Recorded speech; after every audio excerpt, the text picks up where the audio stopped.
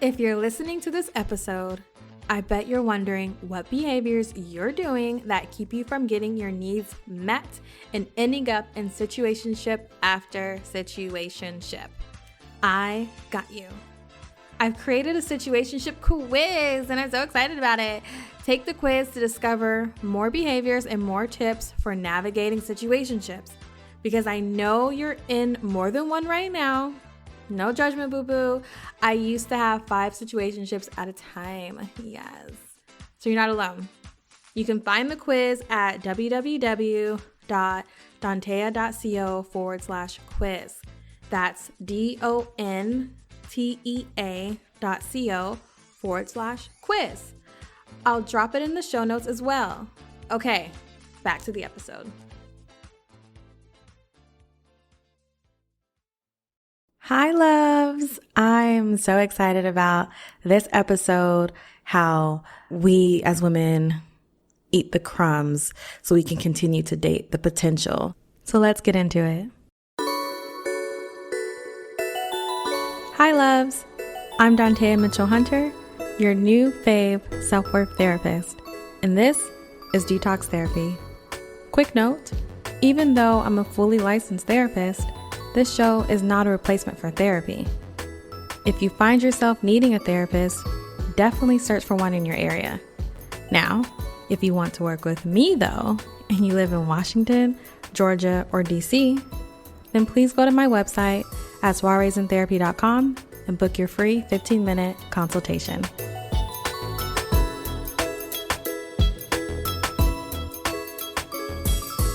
So, what do I mean by crumbs? I mean, he calls you back 2 hours later consistently, and the excuse is he's busy, right? He tells you it's not personal and that, yes, he does like you and he'll try to do better, right? And so in these moments, we stay. Because in our minds, it's like, okay, it's a rocky now. It's not really working out. Our communication sucks. However, he's telling me what he'll do better. And so that's the potential that I'm waiting to happen, right? So we get these little tiny crumbs of like, it's going to get better. And then we're waiting for the better. We're waiting for the potential to come in as he said would come, right?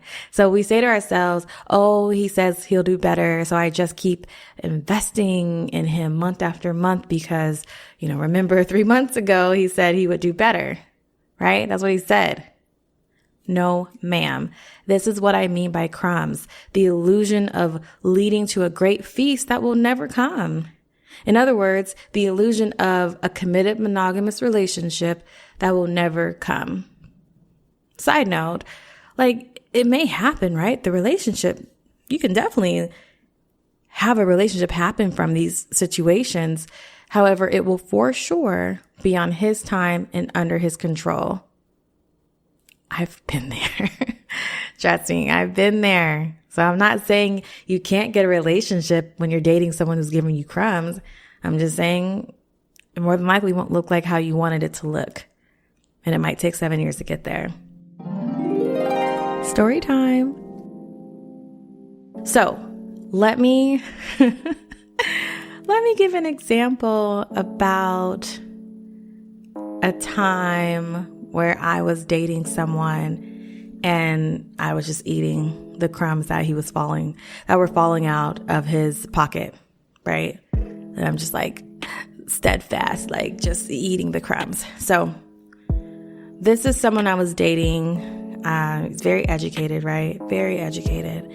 And he's successful and he is very busy, right? So when we are successful or when we're doing well, when our business is going great, whatever, right? You're pretty occupied. It's just kind of what happens. So he would call me when he's free, right? Now, if he called and I missed the call and I called him right back, he wouldn't answer. Literally, call comes in, missed call, I see my phone, missed call. Within the same 30 seconds, I'm calling back, would not answer, right?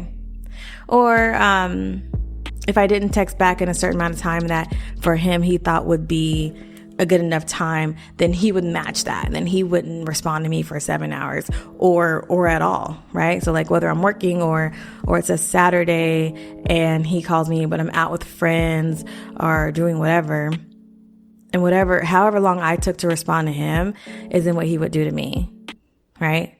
So then, of course, I would fall into this cycle, this role of rescuing him. So I would maybe send a message and say like, did you get my text? Or I would think to myself like, oh, maybe he didn't get the message because maybe he was in a bad area. So I'd ask him through text, like, did you get my message? Or I'd make 2 calls after his missed call to me. Maybe after a FaceTime call, I would, just try to like get back in contact if I missed something. And I would just keep telling myself like, oh, maybe how service is, maybe something didn't go all the way through, or, all the ways of just like, it's something I'm doing wrong and I have to see where I messed up. Right? Because it's not on him. I'm sure he's like always going to do what he needs to do. So it's something from my end that he's not getting my ways of trying to communicate. Right. So, I get upset. Right. And then we would talk about it. I would be frustrated. Like, I don't understand how you can call me and I call you back literally within 30 seconds and I get really mad about it. And he would say, oh, I got busy, or I had to walk into a meeting. And I would say, I don't understand why you would call someone if you only had, 20 seconds to talk, kind of thing. And he was, the same old. He says, I'll do better. So I wait and I wait and I wait for the better, right? It's good for a few days. I get my breadcrumbs, so I'm snacking, and then the bullshit happens again. The bullshit comes by him saying, let's schedule a time to chat. Like that. Here's one example. Let's schedule time to chat because, we're both working people. So sometimes you got to schedule times to chat. So I respond with my times available, whether that's through text or maybe it's through an email or whatever. Okay. What happens next? Have you guessed it? I don't hear from him for like maybe the whole day, or maybe 2 days have gone by.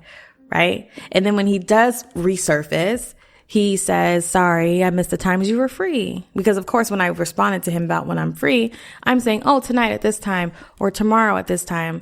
And so when you take 2 days to respond, of course, you're going to miss those windows. So he says, I'm sorry, I missed the times you were free. When are you free again?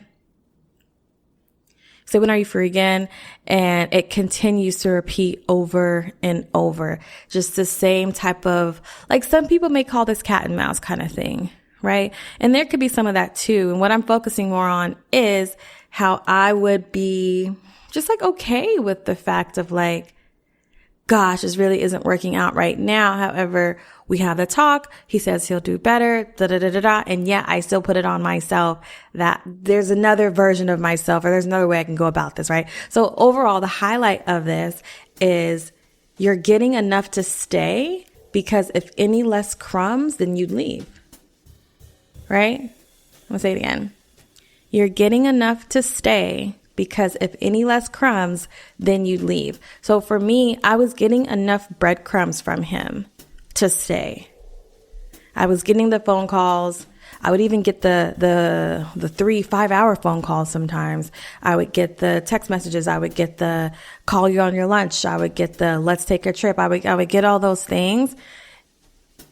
And I also wasn't getting too few, like, right? If I didn't get enough of those, then I would leave. So I was getting just enough to stay, even though I wanted more. There wasn't enough consistency and commitment in between those crumb moments, right?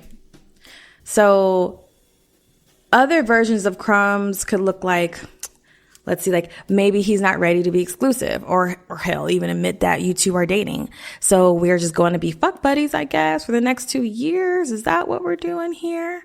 Pretty much, right? It's these crumbs of like, oh, I want to be with you. It's just X, Y, whatever the excuse is that someone may say to you. And so in between that time, as you're waiting for the potential, as you're waiting for the question, as you're waiting for the we're exclusive, as you're waiting for whatever, you're in this gray space, right? So while we're in that gray space, because sometimes we're in the gray space for 2 years. I've known people who are in a gray space for 7 years. I've known people who are in a gray space for 12 years, right? Literally. Long ass times. And so all along while you're in these spaces, you've assigned yourself the role of girlfriend. You're giving your time, your energy, your body, even money to this gray area, right? Like this relationship with him, because you tell yourself that the crumbs are holding you over. When truthfully, you're starving. You're starving for him to take you seriously, starving for quality time and attention, starving for a sense of trust, honesty, and security, starving for him to make a decision. Finally, please. Starving for him to take you on the trip, right? This trip that he keeps talking about he's going to go on, and you're hoping that he'll invite you on the trip. You might even throw out little comments. Nothing works, right? So you're starving him to take you on this trip, but instead he tells you he's going on a solo trip.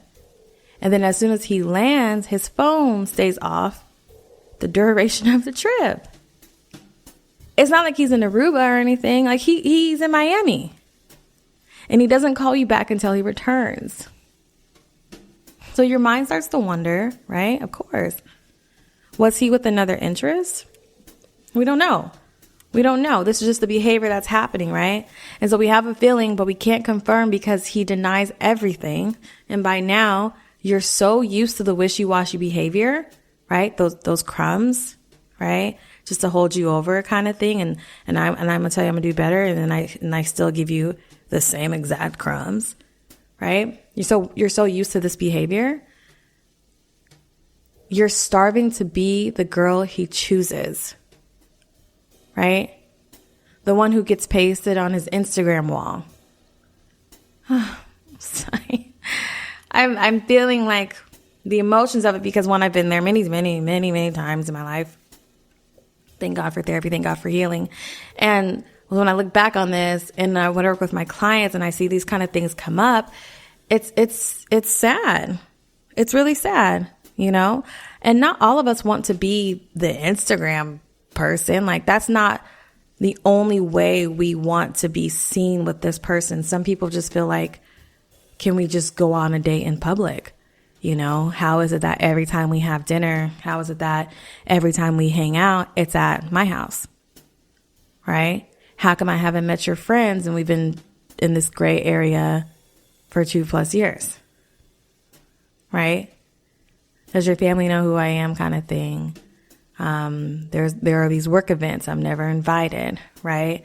So it's just all these ways of you're waiting for that potential. You're waiting for that moment to finally come where you're not just eating crumbs, where you're not just told to wait, where it's actually like, yeah, you and I together, I'm holding true to my word. I'm being consistent. I'm being honest. I'm not just giving you crumbs. I'm actually giving you sandwiches, girl, because you deserve, right?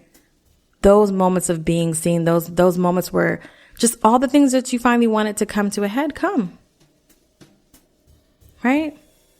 No one wants to be just eating crumbs all the time. No one wants to just be waiting and waiting and waiting for the potential to happen. No one wants to be wondering, questioning their self-worth. No one wants to be, oh, maybe if I buy him this outfit for his birthday, then he'll really see that, I'm the girlfriend, right? I mean, I've been there. Listen, I've bought ex-boyfriends clothes many, many, many a times. I've bought them plane tickets. I've done a lot of things. I've done a lot of things when you're in this gray area, right? And you're just waiting and waiting and waiting. And the toxic part of it, the underlying part of it is that it continues because you're not getting enough nutrition. I just love using this metaphor for this crumbs metaphor. Because you're not getting enough nutrition, it starts to eat away at you.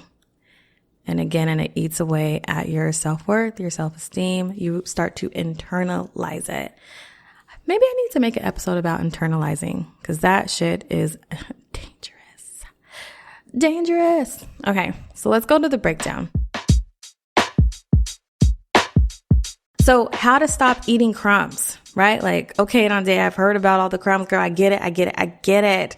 Yes, that's me. That's my life. Once again, you read my diary without my permission, right? Like, okay, I get the crumbs. So now just please tell me how to like not do this anymore, right? Okay. So first, I want you to ask yourself, do I want to stop eating the crumbs? And I really want you to answer this. Do I want to stop eating the crumbs? And I want you to ask yourself this because we need to know what we want to do. Do I really want to stop living life this way with this person? Because you may not want to. Maybe you like the crumbs, and that's okay too.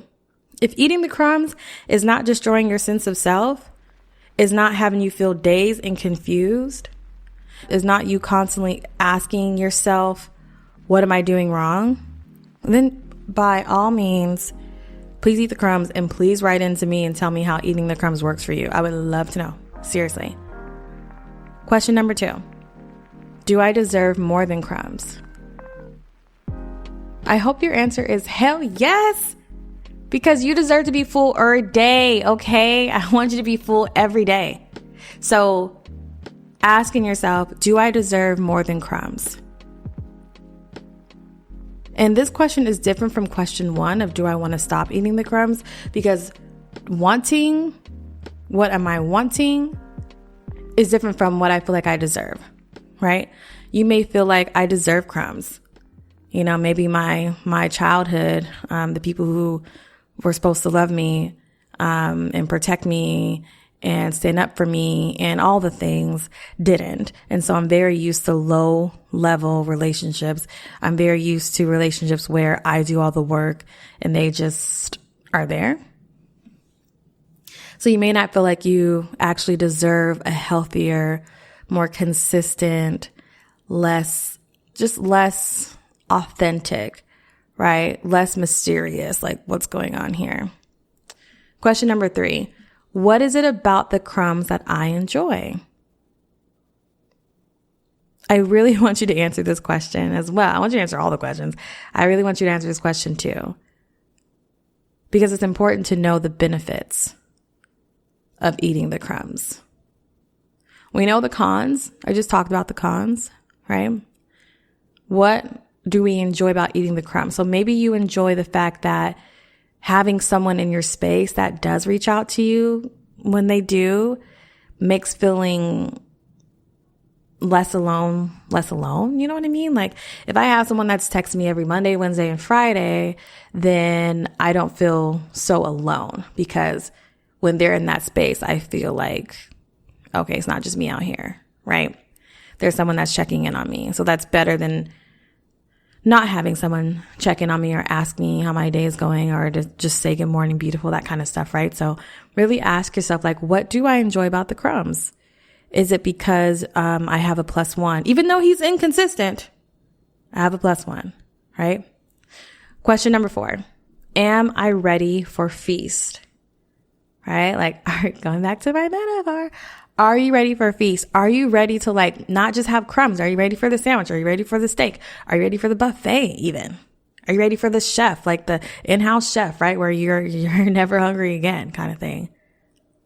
I hope that your answer is yes. I really hope so, Queen. Like, you deserve this. Okay. So those are the questions I want you to ask yourself. And then finally, I have some action steps for you to take to like really move this forward. So action step number 1, it's our dear friend boundaries. Boundaries is everything, right? Your new boundary is crumbs. That's your new boundary.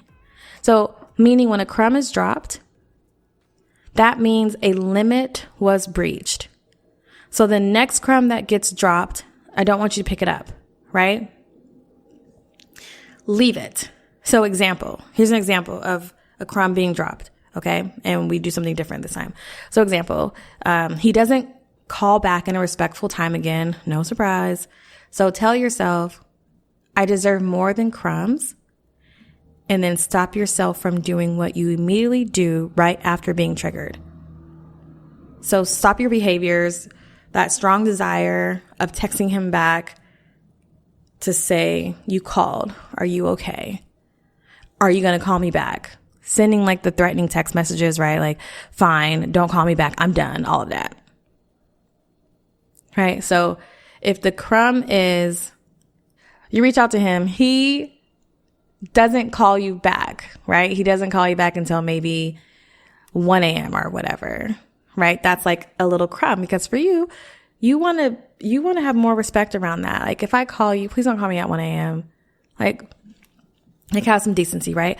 So instead of doing the whole thing of, while you're waiting, like in that 7-hour period of him to call you back, while you're waiting, you're sending them threatening messages. You are asking, hey, are you okay? I called you. Like all that kind of stuff, right? Because it's a crumb. So like, let's not respond to the crumb. Action number 2. Find new ways, new things even to do with the time you would usually spend on waiting for his reply. So here are some helpful tips. 1, make a values list. List all the things that are of value to you.